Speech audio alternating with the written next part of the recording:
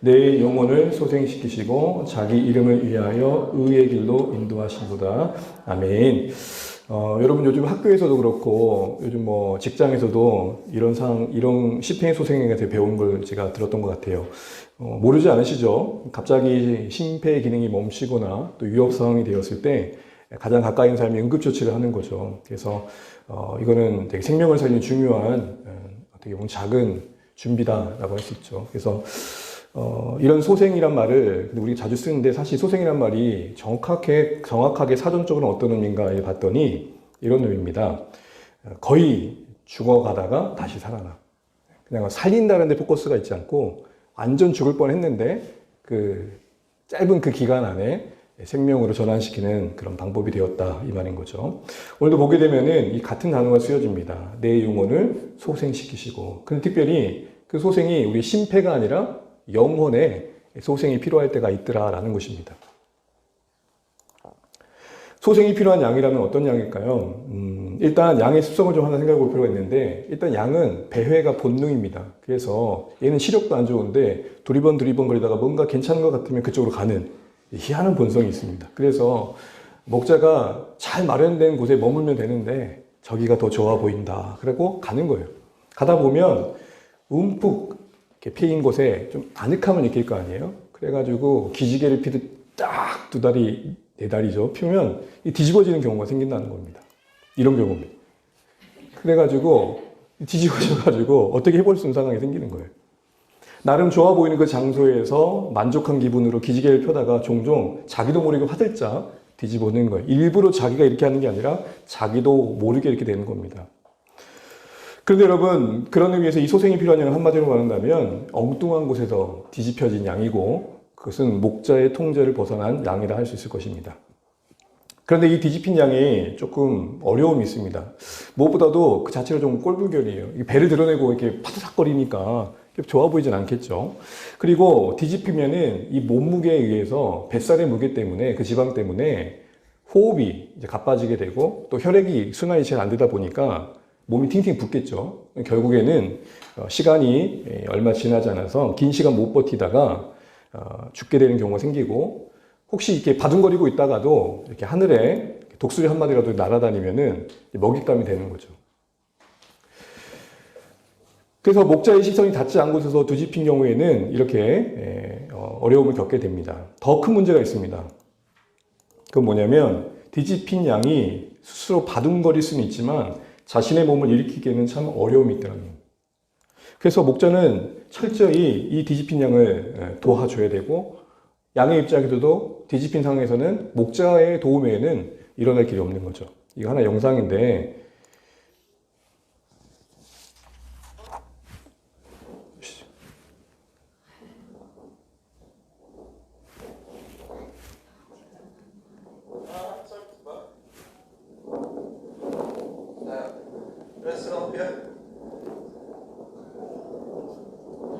예, 뭐 혼자 어쨌든 못 일어나고 있죠, 그렇죠? 네, 이때 목자가 살짝 도와주고 도망갑니다. 그래서 무엇보다도 목자의 수고 헌신이 뒤집혔던 양을 새롭게 해준다라는 것이죠. 뒤집힌 양을 바라보는 그런 목자의 마음은 어떨까요? 우리 이해를 위해서 보통 우리가 다 그렇진 않지만 갑작스러운 상황에서 우리가 자녀를 혼내다 보면 속상한 마음에 넘어져서 우는 아이나 또 그렇게 하지 말라고 했는데 주의를 줬음에도 불구하고 그 주의를 어기다가 결국 딩통 당하면 뭘 깨트리든 뭘 무너뜨리든 그러면 대부분 우리가 먼저 하는 말이 뭐죠? 여러분 하시는 말씀 하시면 돼요. 내가 너 그러지 말라 그랬잖아. 그러면서 뭐라 그럽니까? 네, 그럴 줄 알았다. 양에게 목자가 이런 말을 할 수 있겠죠. 야, 내가 거기 가지 말라고 했잖아. 근데 목자로 비유되는 하나님의 마음은 어떨까요? 같이 한번 읽어보겠습니다. 시작. 내 백성이 끝끝내 내게서 물러가나니 에브라임이여 내가 어찌 너를 놓겠느냐. 이스라엘이여 내가 어찌 너를 버리겠느냐. 내가 어찌 너를 아드마같이 놓겠느냐. 어찌 너를 스보임같이 두겠느냐. 내 마음이 네 속에서 돌이키어 나의 국률이 온전히 불붙듯 하도다. 아드마와 스보임은 소돔과 고모라와 같은 심판을 받았던 때의 도시 이름입니다. 요지는 뭡니까? 백성, 곧 이스라엘 백성들이 끝끝내 그렇게 만류했음에도 불구하고 고집 부려서 어딘가 갔다는 거죠. 그런데 그런 이스라엘 향해서 에브라임은 이스라엘 또 다른 말이죠. 뭐라고 말씀하십니까? 내가 너희를 놓겠느냐? 버리겠느냐? 놓겠느냐? 두겠느냐? 그 중심에 뭐가 있습니까? 양으로 비유되어진 이스라엘 향하신 목자된 하나님의 마음에 불붙는 긍휼이 있다라는 것이죠. 이게 목자의 시선이고 목자의 마음입니다. 그래서 분명 뒤집힌 양은 스스로의 어리석음의 그 결과를 마주한 겁니다. 분명 목자가 마련한 장소에 머물지 않고 두리번거린 그 습성을 따라서 그 코끝의 감각만을 따라가다가 통제 밖에서 엉뚱한 곳에서 뒤집히게 된 거죠. 그러나 그럼에도 불구하고 목자는 그 뒤집힌 양에게 긍휼을 베풀고 그러기에 뒤집힌 양에겐 이 목자의 긍휼로 인해 소망이 있다는 겁니다. 여러분 우리는 이것을 오늘 깊이 좀 인식할 필요가 있습니다. 이것을 조금 더 이해하기 위해서 다윗이 이 구절 속에 자신을 담아내고 있다는 걸 좀 생각해 볼 필요가 있습니다. 계속 말씀드린 거지만 목자의 양의 비유 속에 1차적으로는 다윗의 인생을 담아내고 있다는 거죠. 이 3절과 연관된 다윗의 이야기가 있다면 어떤 걸까요?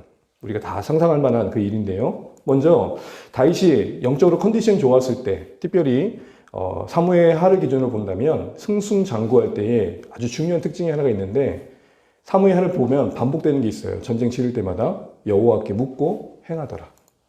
우리 색깔 부분만 한번 읽어볼게요. 시작. 다윗이 여호와께 여쭈어 아뢰되 다윗이 아뢰되 어디로 가리이까. 밑에 구절이요. 다윗이 하나님께 물어 이르되 블레셋 사람들이 다시 골짜기를 침범. 다윗이 또 하나님께 묻자온대. 계속해서 뭔가 전쟁을 치러야 되는 상황 속에서 항상 다윗은 자신이 리더이지만 궁극적인 리더를 하나님이심을 고백하면서 자꾸 여쭙죠. 특별히 밑에 역대상으로 나와 있지만 사실 사무엘하 5장의 내용과 같은 내용입니다. 거기 보시게 되면은 블레셋을 두고 치러 갈 때 물어봅니다. 근데 결국엔 승리하게 돼요. 그리고 또 블레셋이 쳐들어온 거예요. 여러분 한 번의 승리가 있었으면 뭔가 좀 약간 연습도 했겠다, 또 승리도 했겠다. 어떤 마음이 들까요? 그래도 조금 기고만장한 마음 들지 않겠습니까? 안 해봐서 처음일 때는 여기도 저기도 물어보다가 이거 한번 하고 나면 요령이라도 생겨서 그 경륜에 따라 행동하죠. 근데 오늘 맨 아래 보세요. 다윗이 하나님께 묻자오되 앞에 한 글자 뭐가 들어가 있습니까? 또라는 말이 들어가요. 이게 다윗이었습니다. 그런데 이 배회하고 뒤집힌 양에 대해서의 특징이 뭐냐? 묻지 않는다는. 그리고 배회하다는 거. 잘 아시는 말씀 한 구절인데요. 그 해가 돌아와 왕들이 출전할 때 전쟁할 때 했다는 겁니다. 당시에는 이제 날씨가 풀리게 되면은 국가와 국가 간에 전쟁을 하게 되었는데 다윗이 출전하지 않은 거예요. 백성들과 부하들만 보낸 거예요. 거기 보면 다윗은 어디에 그대로 있대요? 예루살렘에 그대로 있대요. 그렇다고 기도했느냐? 그것도 아니었어요. 어디에 있습니까? 침상에 머물러 있죠.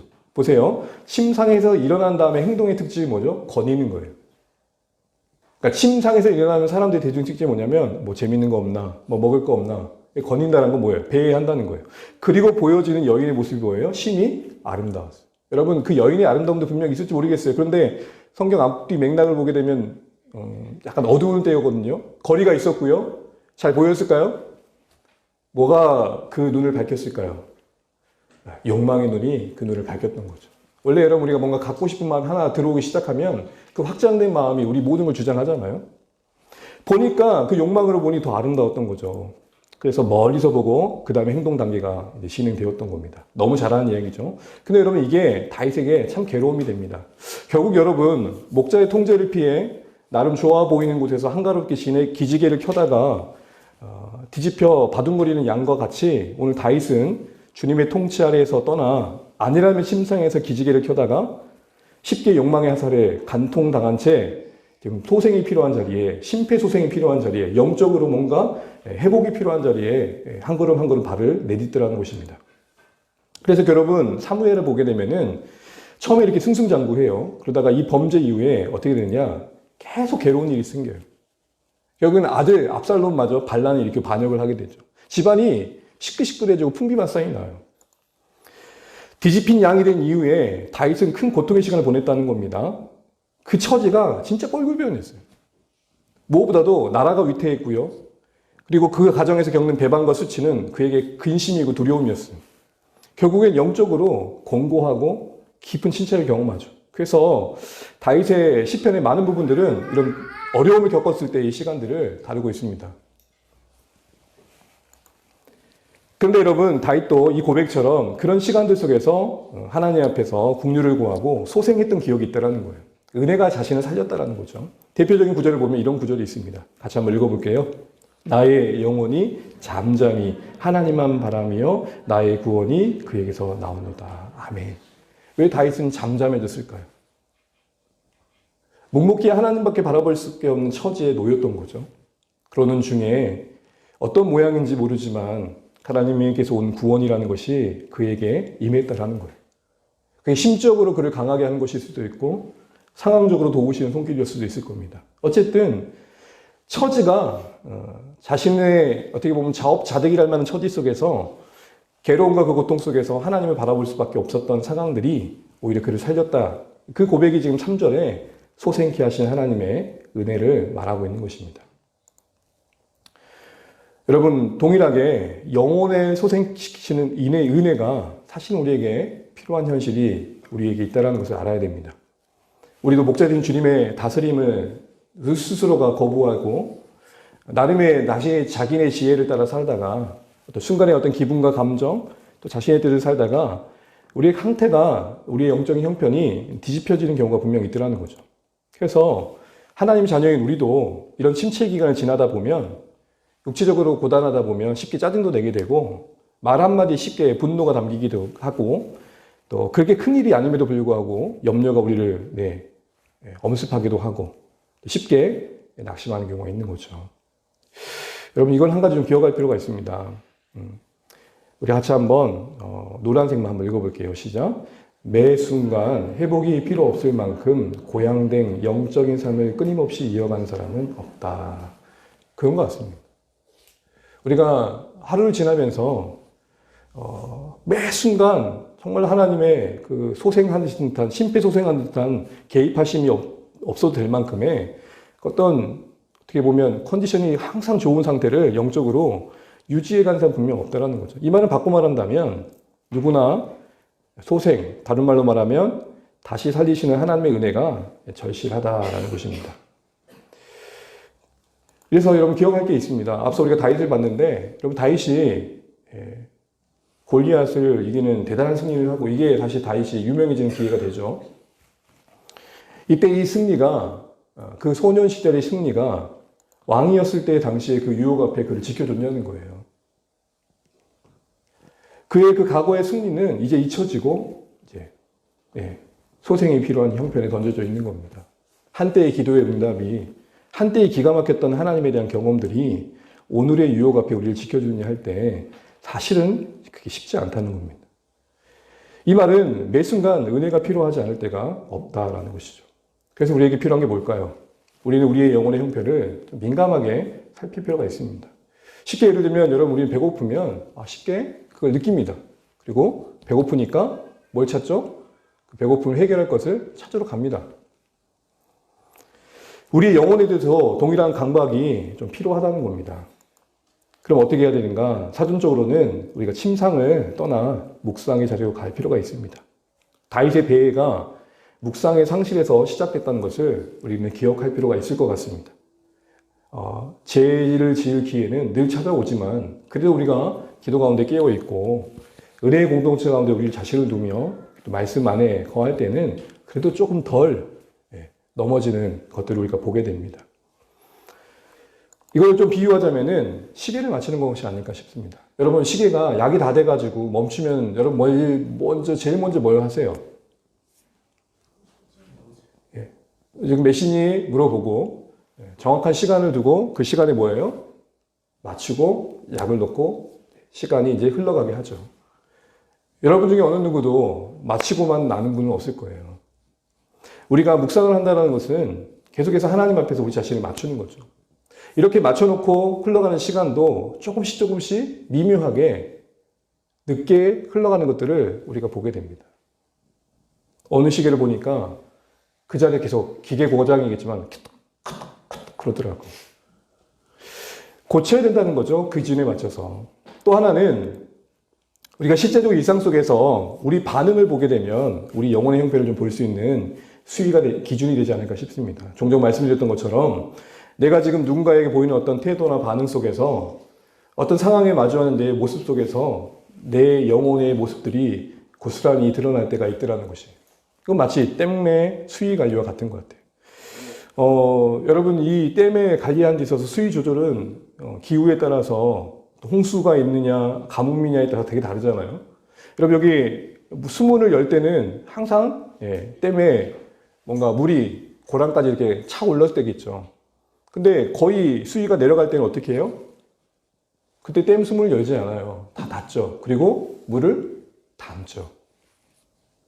이게 우리의 밸런스가 영적인 의미에서 보면 이런 밸런스가 필요하다는 거죠. 왜 이렇게 나는 풍성하게 흘러가지 않고 뭔가 컥컥거릴까? 왜 나는 이렇게 땡땡거릴까? 이러면 우리 안에 메마른 수위를 조금 점검해보고 좀 입을 닫고 눈을 감고 귀를 닫고 하나님께 집중할 시간이 필요하다. 이 이야기를 함께 나눠보는 것입니다. 우리의 형제의 형편을 한번 그런 의미에서 한번 돌아보면 주겠습니다. 우리 예배 드리는 모습은 어떤지, 말씀을 봐도 기도를 해도 혹시 나는 띠뜻미근하진 않는지, 그렇다고 늘 흥분해야 된다는 건 아닙니다. 그러나 분명 우리 자신이 느낄 만큼 분명 하나님과의 관계에 우리 자신을 점검할 수 있는 내용들이 있을 겁니다. 누군가에게 쉽게 내가 뭔가 대응하는 모습에 짜증이 흘러간다면 우리 모두의 연약함이겠지만 혹시 내 중심 안에 메마른 마음은 혹시 없는지를 돌아볼 필요가 있는 것이죠. 마지막으로 우리에게 필요한 것은 영혼의 목자이신 하나님께서 은혜를 주시는 방편에 우리가 순종해서 그 자리에서 긍휼을 부를 필요가 있는 겁니다. 먼저 우리는 우리 영혼의 목자가 계신다는 것을 잊으시면 안 됩니다. 오늘 이 말씀 같이 한번 읽어보겠습니다. 시작. 너희가 전에는 양과 같이 길을 잃었더니 이제는 아멘. 전에는 목자 없는 양 같았는데 이제는 우리 영혼에 뭐가 계신다고요? 목자가 계신다. 그래서 우리가 느낌상은 이런 처지와 같을 수 있겠다 싶어요. 이렇게 뭔가 고독하고 외롭고 홀로인 것 같고 아무도 내 마음을 헤아려 주지 못할 것 같고 모든 짐은 다 내가 짊어진 것 같은 이런 순간들이 분명히 있습니다. 그러나 우리의 영혼을 돌보시는 목자가 우리와 함께 계시다는 사실을 우리는 기억할 필요가 있습니다. 안길 곳이 있다는 거죠. 안길 곳이 있다. 기댈 곳이 있다. 또한 이 목자 되신 하나님께서 우리를 도우시는 것으로 우리를 순종시킬 필요가 있습니다. 우리 이 말씀 읽어보겠습니다. 이런 양같이 내가 방황하오니 주의 종을 찾으소서 내가 주의 계명들을 잊지 아니함이니이다. 아멘. 오늘 이 신자는 시편의 고백 속에서 자신을 잃어버린 양의 처지에 비유하고 있고 방황하고 있습니다. 배회하고 있는 거죠. 뭔가 소생이 필요합니다. 목자의 돌봄에 친밀한 손길이 필요한 거예요. 근데 어디로 달려갑니까? 주님의 계명을 잊지 않고 그 계명, 그 말씀 있는 곳으로 갔다라고 말하는 겁니다. 그리고 거기서 자신을 찾아달라고 말합니다. 하나님 내가 그 자리에서 나를 되찾게 해달라고 기도하고 있습니다. 여러분 그런데 한 가지 더 덧붙여서 시편이 상당히 길지 않습니까? 176절까지 있어요. 그러니까 지금 우리가 읽은 이 말씀이 시편의 결론이에요. 시편 119편의 결론. 좀 희한하지 않습니까? 시편 119편을 읽다 보면은 이 시인이, 이 신자가 말씀을 늘 찾습니다. 그래서 기쁨도 누리고요. 고난 중에 유익도 누리고요. 그러면 결말이 행복하다 해야 되는데 뭘로 끝나죠? 여전히 자신은 뭐와 같대요? 저는 이 시편 119편의 결론을 보면서 참 하나님 말씀 감사합니다 그랬어요. 말씀에 지식이 쌓이고 또 말씀에 순종해서 또 기쁨도 누리고 뭔가 행복해요. 근데 신앙에 그것만 있느냐는 거예요. 어제 행복했지만 오늘 우울할 수 있는 거예요. 그래서 여러분 시편 119편의 그 풍성한 말씀을 지난 신자의 결론이 뭐예요? 나는 오늘도 말씀이 필요합니다. 이게 우리 주 안에 가족 되시면 좋겠습니다. 오해하지 말고 들으세요. 메떡했다고 거기에 우쭐대지 마세요. 그게 면류관이 되고 자랑이 되는 것을 보면 좀 속상할 때가 있어요, 여러분. 귀한 수고죠. 정말로 아름다운 거죠. 부정하자는 게 아니에요. 근데 우리는 뭘 수료했다, 뭘 배웠다. 그 풍성한 시간을 지난 오늘 우리는 이른 양이 될 수 있다는 생각들을 왜 안 할까요? 그 풍성한 119편의 결론이 자신을 이른 양으로 고백하고 있다는 걸 절대 잊지 마십시오. 우리 죽는 그 순간까지도 말씀의 은혜가 필요한 존재다. 목사인 저 자신도. 이렇게 나아갈 때 약속된 은혜가 있습니다. 우리 색깔 부분 함께 읽습니다. 통회하고부터요. 시작. 통회하고 마음이 겸손한 자와 함께 있나니 이는 겸손한 자의 영을 소생시키며 통회한 자의 마음을 소생시키려 함이라. 높고 높으신 그 하나님께서 이렇게 우리가 주 앞에 긍휼을 구하는 은혜의 방편 앞에 우리 자신을 무릎 꿇을 때 약속대로 소생시켜 주시겠다 말씀하는 겁니다. 근데 여러분 이것이 소생으로만 끝나지 않았다는 것을 주목해야 됩니다. 그 뒤에 이어진 말씀이 뭐죠? 자기 이름을 위하여 뭐라고요? 의의 길로 인도하시. 우리 영혼을 소생시키려고만 끝나지 않고 의의 길로 인도하신다는 말씀으로 이어지고 있는 것을 봐야 됩니다. 무슨 말일까요? 이런 질문이에요. 왜 하나님 우리에게 은혜를 주셨냐는 거예요. 은혜는 그 은혜 자체를 목적 삼지 않고 은혜의 방향이 있고 은혜를 주신 목적이 있다는 거예요. 그걸 의의 길로 표현합니다. 여러분 너무 많이 아시니까 의는 뭐예요? 하나님과의 관계 속에서 정의되는 내용입니다. 내가 하나님 앞에 올바른 모습. 창세기 보게 되면 보시기에 심히 좋았다라고 했던 그 모습입니다. 그래서 여러분 우리가 구원은 그 창조의 그때의 모습을 회복하는 거 아닙니까? 교회 안 다니는 사람이 교회 다니고 봉사 안 하는 사람이 봉사하는 그 정도의 개념이 아닙니다. 우리 존재를 되찾는 겁니다. 잃었던 나를 재발견하는 겁니다. 그런데 여러분 이 의의 구체적인 녹은 누가 계시하셨습니까? 예수 그리스도를 통해 나타내셨죠. 그래서 의의 길을 바꿔 말한다면 예수님 그분을 따르는 거고 닮아가는 겁니다. 우리가 구원받은 이후에 거룩한 삶의 여정을 의의 길이라 말하는 겁니다. 다양하게 나타나겠죠. 근데 한 가지 더 봐야 됩니다. 하나님은 의지를 가지고 이 의의 길로 우리를 뭐 하신대요? 인도하신대요. 우리를 다시 살리시는 심폐소생하신 다음에 소생하는 은혜를 주신 다음에 이끄시는 방향이 바로 의의 길이라는 거예요. 목적이 있다는 거죠. 그리고 결국 그 내용은 우리의 존재의 거룩함의 완성이다라는 것입니다. 여러분 이렇게 보면 하나님께서 목자로서 양대 우리 인생을 이끌어 가시면서 무엇을 주고자 하시는지를 우리 다시 한번 생각해 보게 됩니다. 예수 믿으면 우리에게 주어지는 기대하는 것들이 무엇이어야 되는 거죠. 하나님이 우리 안에 먼저 그리스도를 담아내기 원하신다는 겁니다. 이걸 말씀을 통해서 우리가 점검해 볼 것은 내가 목자이신 하나님의 인도를 제대로 받고 있다는 것의 질문은 내 안에 맺혀져가는 주님을 닮은 모습이 있는가라고도 바꿔볼 수 있는 거죠. 그래서 참된 소생과 회복의 결과는 하나님의 목적을 향해 나아간 것으로 확인될 수 있다는 겁니다. 내가 은혜를 받았던 것은 단순히 기분이 좋지 않았다가 갑자기 기분 좋아지는 게 아닙니다. 그거는 코미디로도 가능하고 개콘으로도 가능하고 이상해 뭐 이런 것도 가능합니다. 여러분 안 보시는군요. 또 친구들과 수다 떨면 그것도 가능합니다. 내가 갑자기 다운됐다가 좋아지면 그게 회복일까요? 내가 진짜 회복됐다는 건 뭐예요? 하나님의 영광에 붙잡힌 마음이 일어나서 예배가 기다려지게 되는 거고 주의 성도들과 함께하기를 원하게 되는 거고 하나님의 그 영광에 붙잡힌 심령이 우리의 공동체 속에서 다양한 모습으로 드러나는 겁니다. 기억하십시오. 진짜 내가 은혜 받았다는 것은 하나님이 기뻐하신 목적을 향해 한 걸음 더 내딛는 모습들로 증거된다는 겁니다.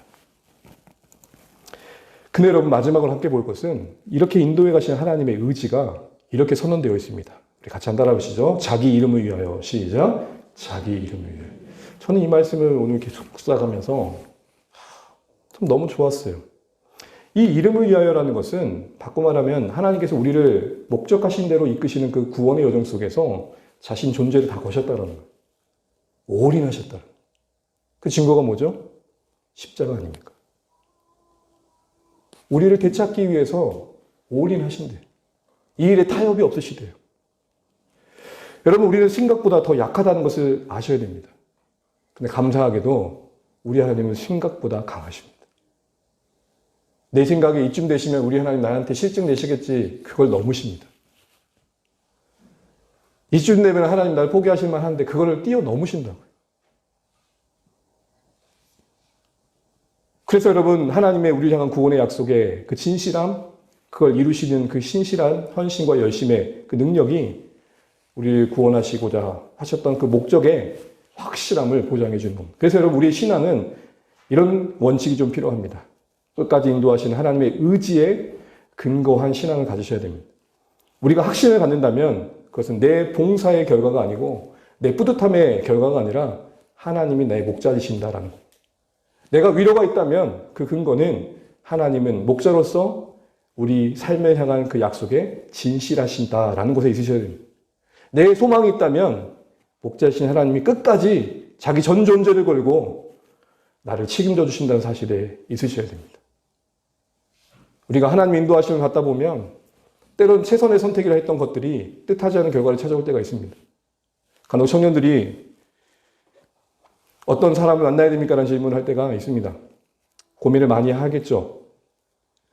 제가 그랬습니다.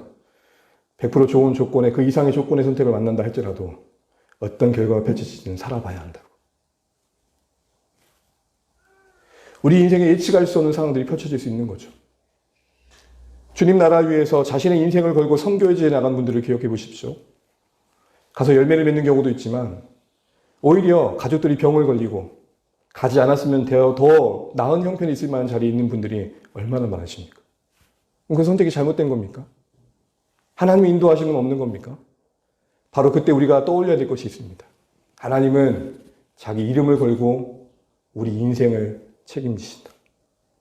여러분이 하나님의 이름을 부정하지 않으신다면, 그 하나님이 존귀하신 이름이 헛되지 않음을 아신다면 그 이름이 우리를 붙들고 있다는 사실 앞에서 이해할 수 없는 현실도 덤덤히 유연하게 마주할 필요가 있는 것입니다. 배를 타고 가려고 했는데 배가 막혔다. 그럼 뭐 좀 돌아가지. 기다리지. 비행기를 타려고 했는데 막혔다. 그럼 배 타고 가지. 좀 유연할 필요가 있습니다. 마지막으로 이 이야기를 마치면 좋겠습니다. 여러분도 아마 렘브란트 이 화가의 그림을 종종 보셨을 거고 또 좋아하는 분들도 아마 계실지 모르겠습니다. 네덜란드 화가 렘브란트 이 화가가 성경의 이야기를 종종 그림을 그리는데 그림이 주는 인사이트가 참 많습니다.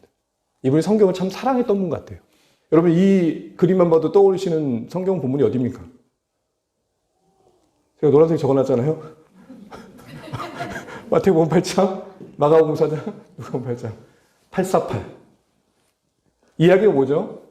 저편으로 건너가자는 주님의 말씀에 이제 이들이 배를 타고 가는 건 풍랑을 만난 거죠. 아시는 것처럼 갈릴리 호수 너무 넓고 바다라고도 하는 그곳은 돌풍이 종종 불었는데 뱃사람이었던 이들도 감당하기 어려웠던 풍랑이었던 것 같아요. 근데 여러분 이 그림을 제가 보고 때 포인트는 뭐냐면 잘 보이실지 모르겠지만 여기에 몇 명이 탔느냐라는 겁니다. 몇 명이 탔을까요? 1명, 2명, 3명, 4명. 이분 기도하고 계신, 이쪽까지는 열심히 뭘 붙잡고 있죠. 5명, 6명, 7명. 잘 안 보이지만 이분 기도하고 있습니다. 8명. 이분은 토하고 있고요. 9명. 노를 잡고 있죠. 10명, 11명. 여기서부터 아마 베드로인 것 같아요. 예수님 멱살 붙잡고 있어요. 12명. 그리고 예수님.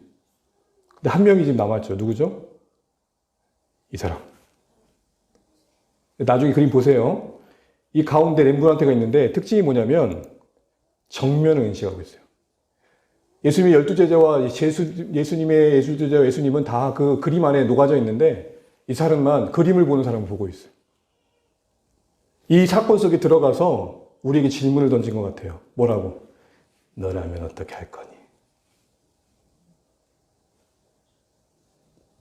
참 이분 왜 거기 들어가셨을까요?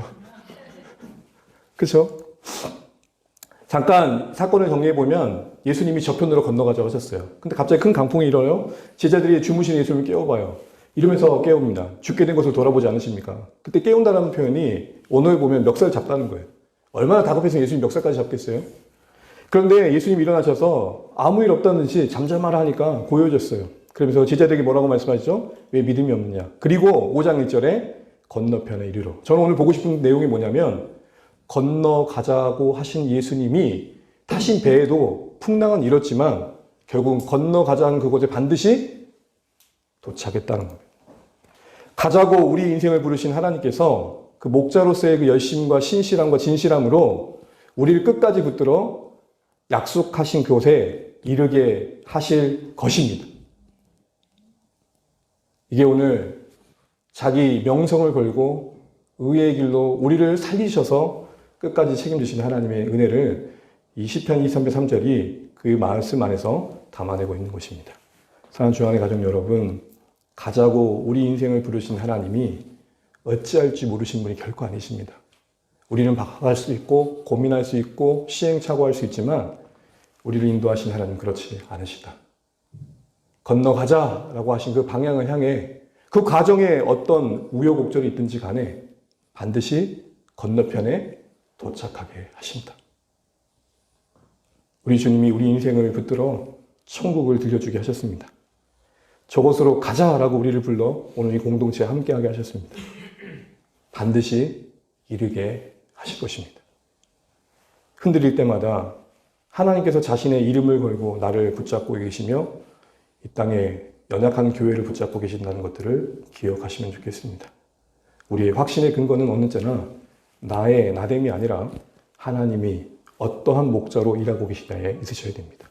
잊지 마십시오. 가자라고 하신 그분이 반드시 이르게 하실 것입니다. 오늘 이거 기억하시면서 우리 매 순간순간이 회복이 필요한 양으로서 겸손하면 좋겠습니다.